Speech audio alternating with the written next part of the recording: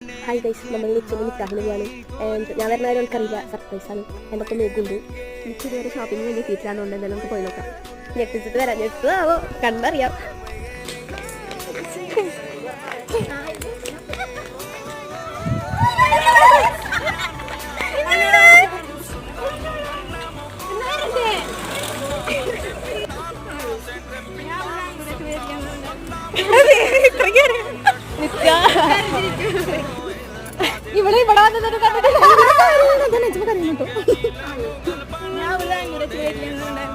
ഇവിടെ പറയാണ്ട്